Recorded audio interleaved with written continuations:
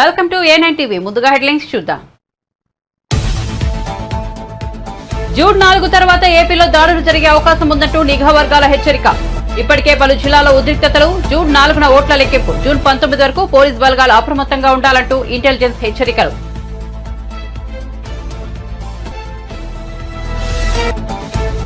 ఉత్తమ్ కుమార్ రెడ్డికి 1 గంట కూడా మంత్రిగా ఉండే అర్హత లేదు. రాజీనామా చేయాలన్న బీజేపీ శాసనసభాపక్ష నేత మహేశ్వర్ రెడ్డి. ధాన్యం కొనుగోలు కేంద్రాల్లో కోట్లాది రూపాయల చేతులు మారుతున్నాయని ఆరోపణ.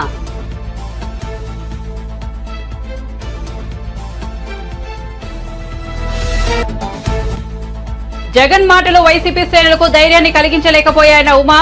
సజ్జల ఈ ఉదయం మళ్లీ గ్లోబల్స్ ప్రచారానికి వెళ్లాడు. విమర్శలు. 40 మంది మంత్రుల్లో ఒక్కరు తాము గెలుస్తామని ధైర్యంగా చెప్పడం లేదని ఎద్దేవా.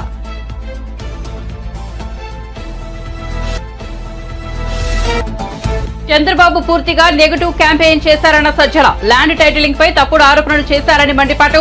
వైసీపీ ఓడిపోతుందనే ప్రభలో టీడీపీ ఉందని ఎద్దేవా.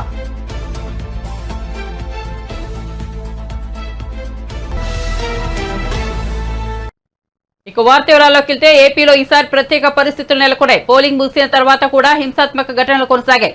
ఏపీలో ఎన్నికల కోడ్ వచ్చాక మునిపెన్నడూ లేనంతగా పెద్ద సంఖ్యలో పోలీసులు అధికారులపై వేటుపడింది.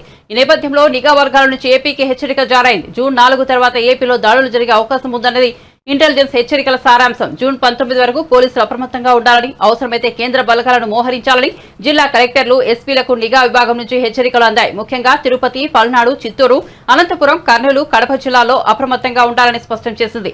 ఏపీలో మే 3న 13న ఎన్నికలు జరగగా జూన్ 4న ఓట్ల లెక్కింపు చేపట్టనున్నారు. పోలింగ్ సందర్భంగా చెలరేగిన ఉద్రిక్తతలు ఇప్పటికీ కొనసాగుతుండగా జూన్ 4న ఫలితాల వెల్లడితో పరిస్థితి ఎలా ఉంటుందోనని ఆందోళనలు వ్యక్తమవుతున్నాయి.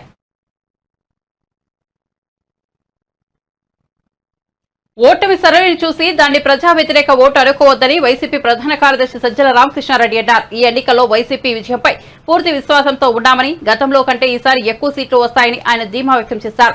చంద్రబాబు పూర్తిగా నెగిటివ్ క్యాంపెయిన్ చేశారని, ఆయనకే నమ్మకం లేదని అన్నారు. కుప్పంలో కూడా వైసీపీ గెలవబోతోందని చెప్పారు. కుట్రపూరితంగానే కొందరు అధికారులను ఎన్నికల నుంచి తప్పించారని విమర్శించారు. జగన్ చేసిన ప్రచారం ప్రజల్లోకి బలంగా వెళ్లిందని చెప్పారు. ల్యాండ్ టైటిలింగ్ యాక్ట్ పై చంద్రబాబు తప్పుడు ఆరోపణలు చేశారని సజ్జల విమర్శించారు. తాడిపత్రి ఎమ్మెల్యే పెద్దారెడ్డి ఇంట్లో సీసీటీవీలను పోలీసులు ధ్వంసం చేయడమేంటని ప్రశ్నించారు. పోలీసులు చేసిన దాడిపై ఈసీకి ఫిర్యాదు చేయబోతున్నామని చెప్పారు. పోలింగ్ రోజున టీడీపీ అక్రమాలకు పాల్పడిందని, కౌంటింగ్ రోజున అక్రమాలు జరిగితే ఎదుర్కొంటామని అన్నారు. ఇప్పటికైనా ఈసీ తన తప్పును సరిదిద్దుకుంటే మంచిదని చెప్పారు. ఈసీ నిక్షేపపాతంగా వ్యవహరించాల్సిన అవసరం ఉందని తెలిపారు. మాకైతే ఖాయంగా కనపడుతోంది. గవర్నమెంట్ వస్తుంది, చాలా బాగా వస్తుంది. మొన్నటికి అంత కూడా జరిగింది. మిగిలిన చోట్ల జరిగిన చోట్ల కూడా పోలింగ్ పర్సెంటేజ్ పెరిగింది. ఓటింగ్ జరిగే శాతాన్ని బట్టి చూసి యాంటీ ఇన్కంబెన్సీ అనుకుందామంటే మీరు గమనించిన జగన్మోహన్ రెడ్డి గారి మీద అంత వ్యతిరేకత పెంచుకుని ఏ వర్గాల కోసం అయితే నిలబడినాడు, వాళ్ళు రావడానికి అంత ఇది రీజన్ కనపడతా లేదు. వీళ్ళందరూ చంద్రబాబు నాయుడు గాని ఆయన పార్టీ గాని పెట్టిన సూపర్ 6 అనే ఇది గాని, లేదా ఆయన అర్జెంటుగా తెచ్చుకోవాలని వాళ్ళ కోరుకుందా అని చూద్దామంటే అంతా అటువైపు కనపడలేదు. ఎందుకంటే చంద్రబాబు నాయుడికే తన అజెండా మీద నమ్మకం లేదు. ఆయన సూపర్ 6 గురించి కూడా ప్రచారం చేసుకోవాలి. ఆయన ఎంతసేపు ఉన్నా జగన్మోహన్ రెడ్డి గారి మీద వ్యక్తిగతంగా దాడులు, లేదా వివేకానంద రెడ్డి హత్యను, ఇంకా గొడ్డలు అనడము, ఇంకోటి కుటుంబం దీన్ని వాళ్ళకి సంబంధించిన కుటుంబ సమస్యలను తీసుకొచ్చి పెట్టడము, లేదు లాస్ట్లో ల్యాండ్ టైటిలింగ్ యాక్ట్ అని ఇంకోటి తీసుకొచ్చి ఒక అర్థం లేని ఇది దేన్నైతే వాళ్ళు ఆ రోజు సపోర్ట్ చేశారు, దేన్నైతే ఈ రోజు ఐ థింక్ నీతి వాళ్ళ దాంట్లో కూడా ఉంది, దాన్ని ఒక ఇష్యూ కింద చేసి ఆయన ఇచ్చిన హామీలే గట్టిగా చెప్పుకోలేని వచ్చాడు. ఎందుకంటే ఆయనకే నమ్మకం లేదు. ఇంతకుముందు కూడా చెప్పాం, అది హామీలను అమలు చేస్తాడే నమ్మకం జనానికి లేదని, ప్రజలకు లేదని. అది ఆయనకు అవగాహన ఉంది కాబట్టి అది వదిలేసి కేవలం వైఎస్ఆర్ కాంగ్రెస్ పార్టీని లేదా వైఎస్ఆర్ కాంగ్రెస్ పార్టీ నాయకులను, అందరికంటే ముఖ్యంగా జగన్మోహన్ రెడ్డి గారిని వ్యక్తిగతంగా దూషిస్తూ మొత్తం వాళ్ళ క్యాంపెయిన్ అంతా దాంట్లో నడిచింది. సో ఆ నేపథ్యంలో ప్రజలు ఆయన ఇచ్చిన హామీల మీద నమ్ముకొని వచ్చింటున్నారనడానికి అది కనపడట్లా. అంటే ఆయనే చెప్పేవాడు దాని గురించి, వాళ్ళు దాని గురించి మాట్లాడేవాడు.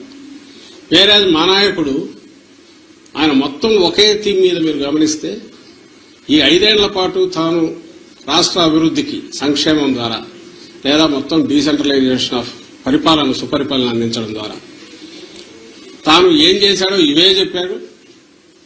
ఇవి కంటిన్యూ కావాలా అనుకుంటే నన్ను దీవించండి అని అడిగాడు. ఈ థీమ్ బలంగా కంటిన్యూస్ జనంలోకి వెళ్తూ వచ్చింది.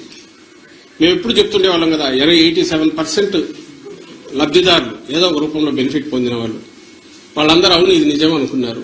కరెక్టే కదా, ఇది కంటిన్యూ అయితే మా బతుకుల్లో ఇంకా మెరుగైన మెలుపు వస్తుంది, మేలు మలుపు వస్తుంది, ఇంకా వెలుగు పెరుగుతుంది, కుటుంబం అభివృద్ధి జరుగుతుంది అని వాళ్ళు నమ్మారు. ఏదైతే హోప్ పెట్టుకున్నామో వాళ్ళు ఓన్ చేసుకున్నారు ఈరోజు. అది కనపడుతుంది. అంటే మా దాంట్లో ఇది క్రిస్టల్ క్లియర్ గా ఒక వ్యాలిడ్ రీజన్ కనపడుతుంది. నాకు టీడీపీ వైపు నుంచి ఒక్క రీజన్ చెప్పండి, మేము మీడియానే అడుగుతున్నాం. ఇదిగో ఈ రీజన్ వల్ల వీళ్ళకి వచ్చి ఉండొచ్చు కదా అని అనుకోవడానికి ఒక్కటి చెప్పండి. ఏపీ ముఖ్యమంత్రి జగన్మోహన్ రెడ్డి విజయవాడ ఐపాక్ కార్యాలయంలో చెప్పిన మాటలేవి వైసీపీ శ్రేణుల ఆత్మవిశ్వాసాన్ని, ధైర్యాన్ని కలిగించలేకపోయాయని టీడీపీ సీనియర్ నేత దేవినేని ఉమా అన్నారు. ఆయన అమరావతిలోని ఎన్టీఆర్ భవన్ వద్ద మీడియా సమావేశంలో మాట్లాడారు. జగన్ మాటలు పనిచేయకపోవడంతో ఉదయం ఆంధ్ర గ్లోబల్ సజ్జల రామకృష్ణారెడ్డి మీడియా ముందుకొచ్చారని పేర్కొన్నారు. నాడు పార్లమెంట్ భవనాన్ని హిట్లర్ ఎలా తగలబెట్టారని ప్రతిపక్షాలపై ఆరోపణలు. ఇప్పుడు గ్లోబల్స్ కూడా పెద్దారెడ్డి ఇంటిపై మేం దాడి చేశామని, మేం సీసీ కెమెరాలు పాల్గొట్టామని అసత్య ప్రచారం చేస్తున్నారని మండిపడ్డారు. ఆంధ్ర గ్లోబల్స్ సజ్జల రామకృష్ణారెడ్డి ప్రజల ముందుకు వచ్చాడు, మీడియా ముందుకు వచ్చాడు. ఆ రోజు పార్లమెంటు భవనం తగలబెట్టుకొని ప్రతిపక్షాల మీద ఆరోపణలు చేసిన హిట్లర్ ఏ విధంగా చేశాడో ఈరోజు గోబెల్స్ కూడా పెద్దారెడ్డి ఇల్లు మేము దాడి చేశామని, మేము సీసీ కెమెరాలు పగలగొట్టామని ఈ అసత్య ప్రచారాన్ని మళ్ళీ లేపుతా ఉన్నాడు. ఇవాళ జగన్మోహన్ రెడ్డి మాటల్ని కేడర్ నమ్మలేదు, కేడర్ కాడిపడేశారు. నాయకులు కార్యకర్తలు మీ మాటలు నమ్మే పరిస్థితిలో లేరు. ఒక చిన్న ఉదాహరణ, ఆర్టీఏ చిత్తూరు మీ పిఎల్ఆర్ ప్రాజెక్ట్స్ వెహికల్ నెంబర్ కూడా చెప్తాను. సజ్జల జగన్మోహన్ రెడ్డి మీ పిఎల్ఆర్ ప్రాజెక్ట్స్ వెహికల్సే AP39U E3857 లండన్ పోతా ఉన్నాడు. పిఎల్ఆర్ కంపెనీ వెహికల్స్ ఏమో బయట రాష్ట్రాలకి, బయట దేశాలకి ఎక్స్పోర్ట్ అయిపోతూ ఉన్నాయి.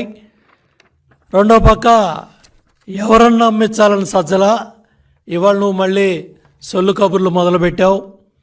ఇవాళ కేఏ పాల్ కాన్ఫిడెన్స్ లెవెల్ ఏ స్థాయిలో ఉందో జగన్మోహన్ రెడ్డి కాన్ఫిడెన్స్ లెవెల్ కూడా అదే స్థాయిలో నిన్న ఉంది.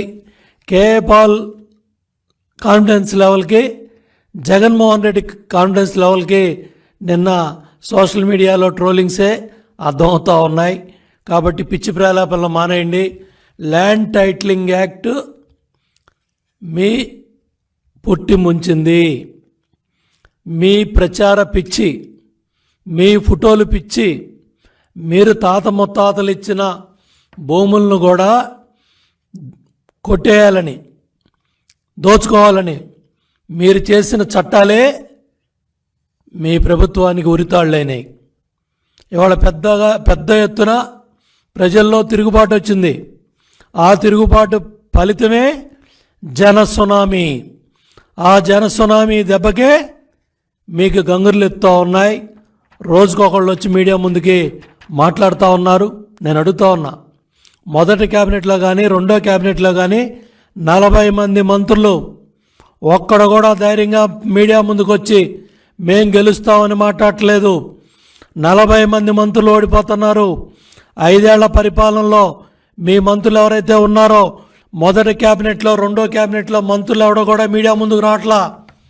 మొత్తం ఎత్తిపోతున్నారు, మొత్తం ఓడిపోతున్నారు. ఇవాళ పెద్ద ఎత్తున ప్రతిపక్ష హోదా కూడా దక్కదని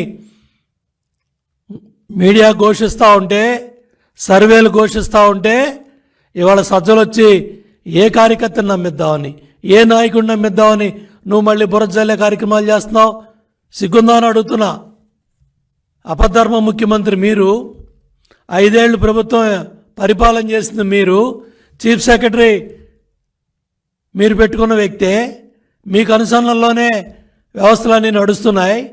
ఇవాళ చీఫ్ సెక్రటరీయే మొత్తం పోలింగ్ స్టాఫ్ దగ్గర నుంచి ఎక్కడెక్కడ ఏ అధికారం ఉండాలో రాజేంద్రనాథ్ డీజీపీగా ఉన్నప్పుడే నియామకాలన్నీ జరిగాయి.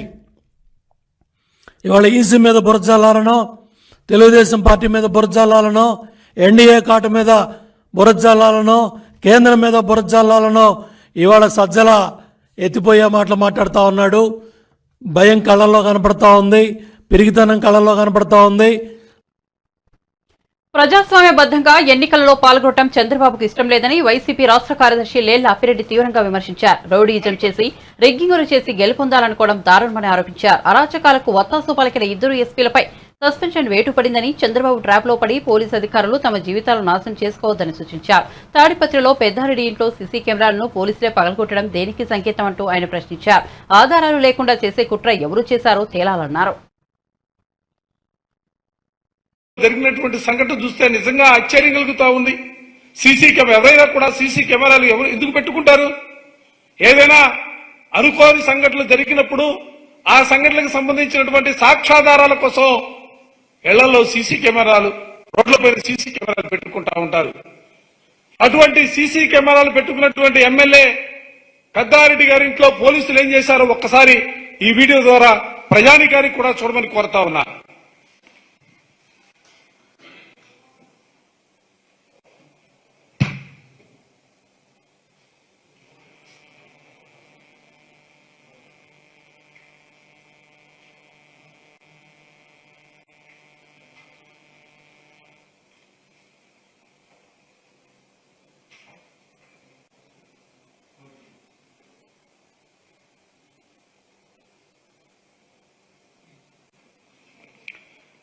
సాక్షాత్తు శాసనసభ్యుడిగా ఉన్నటువంటి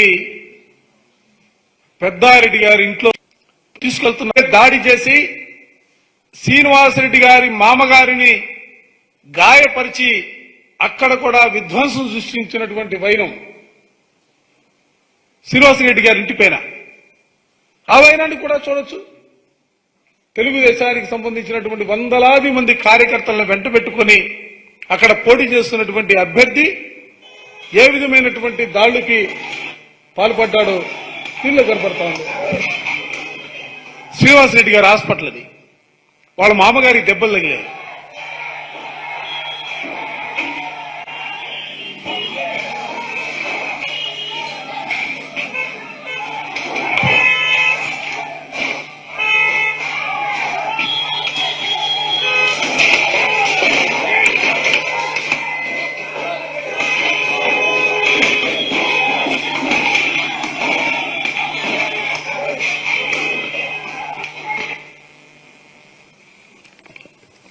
కేతిరెడ్డి పెద్దారెడ్డి గారింట్లో వేకువజామున కార్యక్రమం జరిగితే నర్సరావుపేట ఎమ్మెల్యే శ్రీనివాసరెడ్డి గారి హాస్పిటల్ పైన, ఇంటిపైన పట్టపగలు జరిగినటువంటి దాడికి సంబంధించినటువంటి విజువల్స్ మీరు చూశారు. అసలు ఎటుపోతా ఉంది పోలీస్ వ్యవస్థ? ఎవరి ప్రయోజనాల కోసం మీరు పనిచేస్తున్నారో మీరు చదివినటువంటి చదువుకు సంబంధించి ఒక్కసారి ఆలోచించమని చెప్పిన ఈ సందర్భంగా కోరుతా ఉన్నాను. ఏ విధమైనటువంటి ఫలితాలు ఉంటాయో చూశారు. పల్నాడు ఎస్పీ సస్పెండ్ చేశారు, అనంతపురం ఎస్పీని సస్పెండ్ చేశారు, తిరుపతి ఎస్పీని ట్రాన్స్ఫర్ చేశారు. అసలు ఇది ఒక ఎన్నికల్లో జరిగినటువంటి సంఘటనలకు సంబంధించి అధికారులు సస్పెండ్ చేయటం, ట్రాన్స్ఫర్ చేయటం అనేది సిగ్గుగా అనిపించట్లేదా? కేంద్రం నుంచి వచ్చాడు Deepak Mishra, police observer, retired IPS officer. ఆయన కనుసన్నల్లో మొత్తం ఇదంతా కూడా ఆయన కనుసన్నలోనే మొత్తం జరిగినటువంటి పరిస్థితులు కూడా నిన్ననే ఎన్నికల కమిషనర్ గారికి, గవర్నర్ గారికి అందరికీ కూడా మేము మెమోరియల్ కూడా ఇవ్వడం జరిగింది. ఇవాళ వైఎస్ఆర్ కాంగ్రెస్ పార్టీ కోరుకుంటుంది కానీ ఈ రాష్ట్రంలో ఒక ప్రశాంతమైనటువంటి వాతావరణం ఉండాలని మా ముఖ్యమంత్రి జగన్మోహన్ రెడ్డి గారు ఆశపడతా ఉన్నాడు. ఆ రీతిగానే ఇవాళ రాష్ట్రంలో ఉన్నటువంటి వైఎస్ఆర్ కాంగ్రెస్ పార్టీ శ్రేణులన్నీ కూడా తెలుగుదేశం వారు ఎంత కవ్వించినా, ఎంత దాడులకు పాల్పడినా కూడా మేమందరం కూడా సమన్వయం పాటిస్తా ఉన్నాం. వైసీపీకి ఓటమి భయం పట్టుకుందని టీడీపీ ఉండి అభ్యర్థి ఎంపీ రఘురామకృష్ణరాజు అన్నారు. ఓటమి భయంతోనే పల్నాడు, తాడిపత్రి, తిరుపతి తదితర ప్రాంతాల్లో హింసాత్మక ఘటనలకు పాల్పడుతున్నారని చెప్పారు. సజ్జలతో పాటు వైసీపీ నేతల కళ్లలో భయం కనపడుతోందని వ్యాఖ్యానించారు. నోరు అబద్దం చెప్పినా కళ్ళు అబద్దం చెప్పవని అన్నారు. కూటమికి 130కి పైగా సీట్లు వస్తాయని తాను ఇంతకు ముందే చెప్పానని, ఆ సంఖ్య 150 సీట్లు దాటినా తాను ఆశ్చర్యపోనని చెప్పారు. గతంలో జగన్ కు 110 వస్తాయని అనుకుంటే 151 వచ్చాయని దీన్ని ఎవరూ ఎక్స్పెక్ట్ చేయలేదని అన్నారు. ఈ మెజార్టీని జగన్ కూడా ఊహించలేకపోయారని చెప్పారు.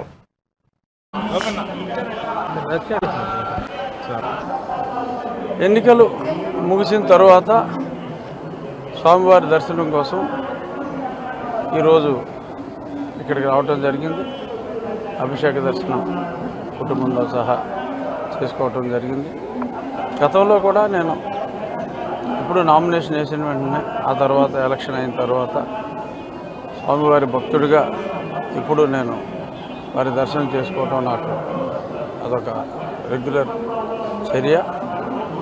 ఈ సందర్భంగా ఆంధ్రప్రదేశ్ రాష్ట్రానికి మంచి రోజులు రావాలని గౌరవనీయులు నారా చంద్రబాబు నాయుడు గారు ముఖ్యమంత్రిగా ప్రమాణ స్వీకారం చేసి ప్రజల కష్టాలన్నీ తొలగి మంచి చక్కటి వెల్ఫేర్తో పాటు అద్భుతమైన అభివృద్ధి దిశగా ఆంధ్రప్రదేశ్ పయనించాలని మనస్ఫూర్తిగా స్వామివారిని వేడుకోవటం జరిగింది. గుళ్ళు అవసరం మాకు 125 నుంచి మినిమమ్ 150 టచ్ అవ్వచ్చు. ఉన్నాయి 170 సీట్లు కాబట్టి జగన్కి 25 నుంచి ఒక 40 వరకు రావచ్చు అని నేను ఖచ్చితంగా చెప్పగలను. నా మాట నిజం అవుతుందా, జగన్ మాట నిజం అవుతుందా 4వ తారీఖు మధ్యాహ్నానికి మీకు అర్థమవుతుంది. ఖచ్చితంగా నా మాటే నిజం అవుతుంది. ఎందుకంటే స్వామి సన్నిధిలో నేను చెప్తున్నా, స్వామి సన్నిధిలో అతను చెప్పలేడు.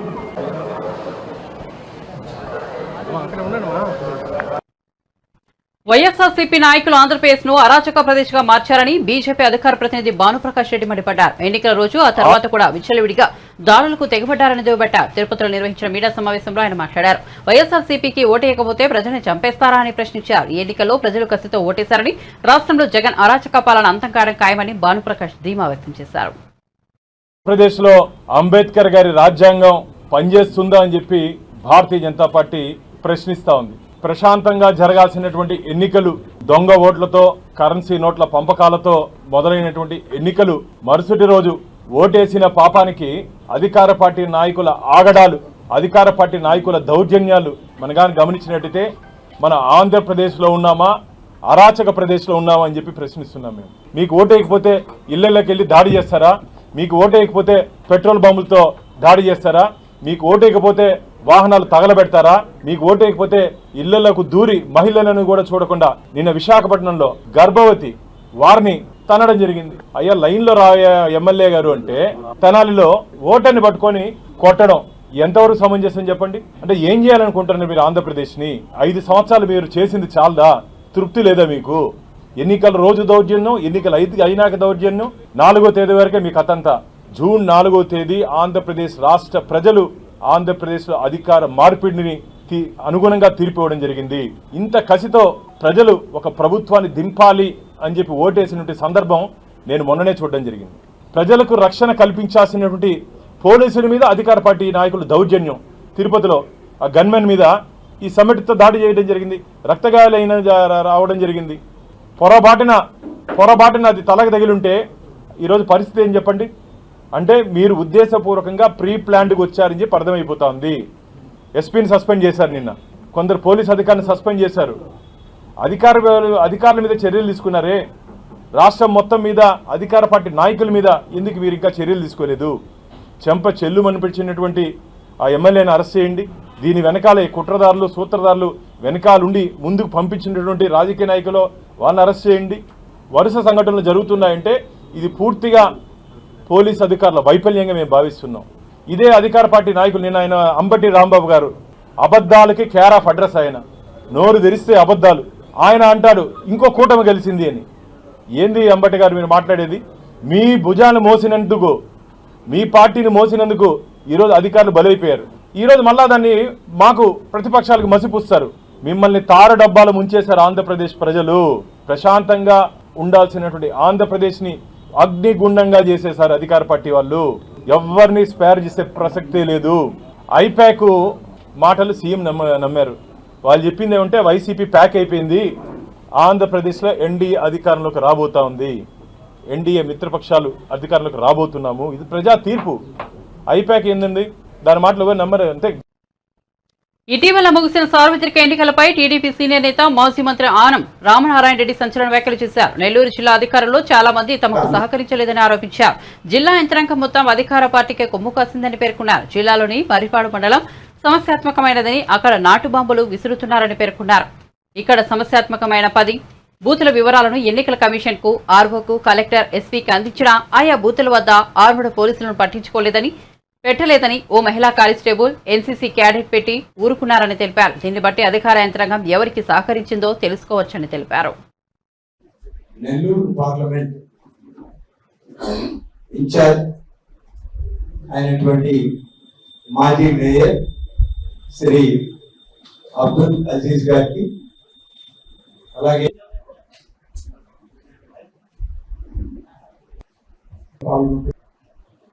మా అన్నగారైనటువంటి హృదయపూర్వకంగా తెలియజేసుకుంటూ, ఎన్నికలకు ముందు అసలు ఈ ఎన్నికల్లో సజావుగా నిర్వహించడానికి మాకు చాలామంది అధికారులు సహకరించలేదు, కొద్దిమంది మాత్రమే సహకరించారు. అధికారులుగా ఎన్నికల నిర్వహణలో పెద్ద ఎత్తున సహకారం అందించాల్సిన, అన్ని పార్టీలని సమానంగా చూడాల్సినటువంటి జిల్లా అధికార యంత్రాంగం అధికార పార్టీకి కొమ్ము కాసింది అని చెప్పడానికి మేమేమి వెనకడుగు వేయడం లేదు. ఉదాహరణకి చెప్పాలి అంటే, ఆత్మకూరు నియోజకవర్గంలో నేను అన్ని బూతులు తిరిగాను. నాతో పాటి కొంబి లక్ష్మీనాయుడు గారు, మాజీ శాసనసభ్యులు విజయరామరెడ్డి గారు, అలాగే పెద్దలు రవీంద్రారెడ్డి గారు, బ్రహ్మారెడ్డి గారు అందరం కలిసి తిరిగాం. ఎక్కడికి వెళ్ళినా ఎక్కడ కూడా ఆర్ముడ్ పోలీస్ కనిపించినటువంటి దాఖలాలు లేవు. మరీ ముఖ్యంగా మర్రిపాడు మండలం అంటేనే సార్వత్రిక ఎన్నికల్లో ఒక ప్రత్యేకత ఉంది. నెల్లూరు జిల్లాలో నాటు బాంబుల్ని విసురుకున్న, ప్రజల్ని భయభ్రాంతుల్ని చేసిన పరిస్థితి ఈ జిల్లాలో మొదలైంది. కొద్ది కాలం నడిచింది. కేవలం గతంలో ఉదయగిరి నియోజకవర్గంలో ఉన్న మర్రిపాడు మండలం, ఉదయగిరి ప్రాంతాల్లోనే జరిగింది. దాదాపుగా బూత్ నెంబర్ 1 నుంచి 10 వరకు నాకు ఎన్నికల సరళిని గమనిస్తూ మేము పోయేటప్పుడు మర్రిపాడు మండలానికి సంబంధించినటువంటి మా నాయకుడు బ్రహ్మారెడ్డి గారు మాకు ఫోన్ చేసి చెప్పడం జరిగింది. 1 నుంచి 10 వరకు క్రిటికల్ బూత్స్ అని లిస్ట్ ఇచ్చాము. ఎన్నికల కమిషనర్కి ఇచ్చాం, మా ఆర్ఓకి ఇచ్చాం, జిల్లా కలెక్టర్కి, ఎస్పీకి, డిఐజీకి పంపడం జరిగింది. కానీ ఎక్కడ కూడా సాధారణ కానిస్టేబుల్ కూడా లేరు. అక్కడ ఉన్నది ప్రతి బూత్కి ఒక మహిళా కానిస్టేబుల్, ఒక ఎన్సీసీ క్యాడెట్ ఉన్నారు. నాటు బాంబుల సంస్కృతి ఉన్నటువంటి ప్రాంతాల్లో ఢిల్లీ ముఖ్యమంత్రి కేజ్రీవాల్ కు బెయిల్ దొరికినప్పుడు కవితకు ఎందుకు రావడం లేదని బీఆర్ఎస్ నేత ఆర్ఎస్ ప్రవీణ్ కుమార్ ప్రశ్నించారు. ఇది చాలా దారుణమన్నారు. తిహార్ జైల్లో కవితను కలిసిన అనంతరం ఆయన మీడియాతో మాట్లాడుతూ మద్యం పాలసీ కేసులో ఇతర రాజకీయ నాయకుల పేర్లు వెల్లడించాలని, కవితపై ఈడీ, సీబీఐల గురించి తీవ్రమైన ఒత్తిడి ఉందని, ఈ విషయాన్ని ఆమె తనతో పంచుకున్నారన్నారు. ఇతర నాయకుల పేర్లు చెప్పాలని ఒత్తిడి తేవడం అనైతికమని, చట్టవిరుద్ధమని పేర్కొన్నారు. రాజ్యాంగ విరుద్ధమని మండిపడ్డారు. తిహార్ జైల్లో ఆమె ధైర్యంగా ఉన్నారన్నారు. రాజకీయ కక్షతోనే చేసింది.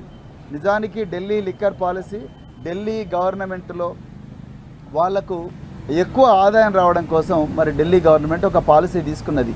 ఈ దేశంలో ఏ రాష్ట్ర ప్రభుత్వమైనా కేంద్ర ప్రభుత్వమైనా వాళ్ళ ఆదాయం పెంచుకోవడం కోసం రకరకాల పాలసీలు చేసుకుని ఆ పాలసీల ఇంప్లిమెంటేషన్లో పాల్గొన్న ప్రతి వ్యక్తి నేరస్తుడు అయితే మరి కేంద్ర ప్రభుత్వం కూడా నేరస్తుడు అవుతుంది కదా. కేంద్ర ప్రభుత్వం మొన్ననే రైతుల నల్ల చట్టాలు తీసుకొచ్చిండ్రు. సాక్షాత్తు దేశ ప్రధానమంత్రి నరేంద్ర మోడీ గారే ఈ నల్ల చట్టాలు తీసుకొచ్చిండు. మరి తీసుకొచ్చి మళ్ళీ ఒక 6 నెలల తర్వాత మళ్ళీ వాటిని విత్డ్రా చేసిండ్రు. మరి ఇప్పుడు నరేంద్ర మోడీ గారు ఎవరి ప్రయోజనాల కోసం ఆ కేసు తీసుకొచ్చిండ్రు? మరి నరేంద్ర మోడీ గారిని కూడా అరెస్ట్ చేయాలి కదా. మరి దీని గురించి ఎప్పుడైనా ఆలోచించిండ్రా?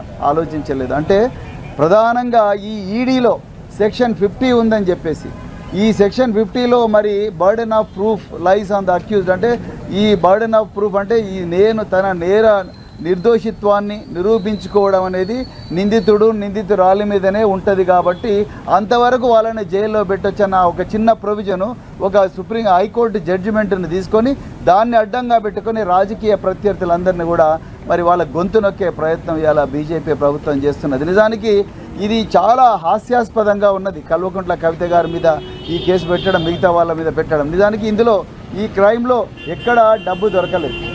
నిజానికి పిఎంఎల్ఏ వైఎస్ఆర్సీపీ నేతల నుంచి తన కుటుంబానికి ప్రాణహాని ఉందని భద్రత కల్పించాలని గొట్టిముక్కల సుధాకర్ హైకోర్టులో పిటిషన్ దాఖలు చేశారు. గుర్తు తెలియని వ్యక్తులు తెనాలిలో తమ ఇంటి వద్ద సంచరిస్తున్నారని తెలిపారు. ఈ విషయంపై సుధాకర్ శుక్రవారం గుంటూరు జిల్లా ఎస్పీని కలిశారు. కోర్టు ఆదేశాల మేరకు రక్షణ కల్పించాలని విజ్ఞప్తి చేశారు. గుంటూరు జిల్లా తెనాలిలోని ఐతానగర్ పోలింగ్ కేంద్రంలో ఈ నెల 13న క్యూ లైన్లో వచ్చి ఓటేయాలని చెప్పినందుకు సుధాకర్ అనే ఓటర్పై వైఎస్ఆర్సీపీ ఎమ్మెల్యే శివకుమార్ అతని అనుచరులు విచక్షణారహితంగా దాడి చేసిన విషయం తెలిసిందే. మా ఇంటి దగ్గర ఎవరో అనుమానాస్పదంగా తిరగటం అలా అనిపించి కొంచెం అంటే వాళ్ళందరికీ ప్రాణహాని ఉందనే అనుమానం నాకు వచ్చింది. అందుకని మేము హైకోర్టుని ఆశ్రయించడం జరిగింది.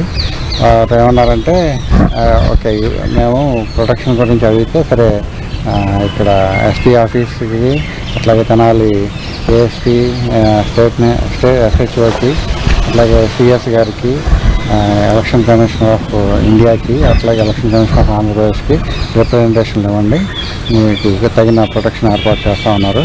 ఆ ఆదేశాలను అనుసరించి ఇక్కడ మేము మన గుంటూరు ఎస్పీ ఆఫీస్లో రిప్రజెంటేషన్ ఇవ్వడం జరిగింది. వారు సవినయంగా తీసుకున్నారు. వారు మాకు కావాల్సిన ప్రొటెక్షన్ ఏర్పాటు చేస్తూ ఉన్నారు. అనుమానాస్పదంగా ఇంటి దగ్గర జనాలు తిరుగుతూ ఉన్నట్టుగా అనిపించింది. సో ప్రాణహాని ఉందని నాకు వాళ్ళ అనుయాయుల వల్ల, ఎమ్మెల్యే గారి అనుచరుల వల్ల. ఎందుకంటే మొన్న మీరు చూసుంటారు ఆ వీడియోల్లో వాళ్ళు ఏ రేంజ్లో మమ్మల్ని అటాక్ చేశారో అట్లా కొంచెం అనుమానాస్పదంగా మూమెంట్స్ చూసి కొంచెం మన జాగ్రత్తలో మనం ఉండాలి అని చెప్పేసి రిప్రజెంటేషన్ ఇచ్చాము. మొన్న కంప్లైంట్ మీద అదే వాళ్ళు ఎంక్వైరీ చేస్తున్నారు. ఇక మేము త్వరగా ఏదో కంక్లూజన్కి వస్తామని ఆశిస్తున్నాం. బులెటిన్ ముగించే ముందు హెడ్లైన్స్ మరోసారి చూద్దాం. జూన్ 4 తర్వాత ఏపీలో దాడులు జరిగే అవకాశం ఉందంటూ నిఘా వర్గాల హెచ్చరిక. ఇప్పటికే పలు జిల్లాల ఉద్రిక్తతలు. జూన్ 4న ఓట్ల లెక్కింపు. జూన్ 19 వరకు పోలీస్ బలగాలు అప్రమత్తంగా ఉండాలంటూ ఇంటెలిజెన్స్ హెచ్చరికలు.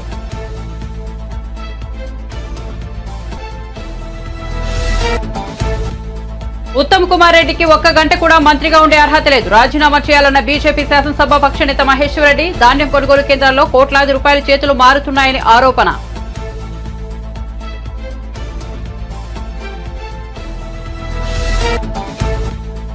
జగన్ మాటలు వైసీపీ శ్రేణులకు ధైర్యాన్ని కలిగించలేకపోయాయన్న ఉమా. సజ్జల ఈ ఉదయం మళ్లీ గ్లోబల్ ప్రచారానికి చేయడానికి వచ్చారని విమర్శలు. 40 మంది మంత్రుల్లో ఒక్కరూ తాము గెలుస్తామని ధైర్యంగా చెప్పలేం లేదని ఎద్దేవా.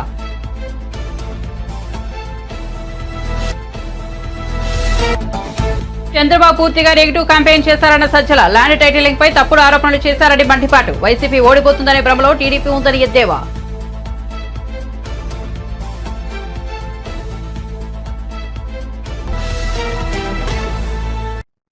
మరిన్ని అప్డేట్స్ కోసం చూస్తూనే ఉండండి A9 TV.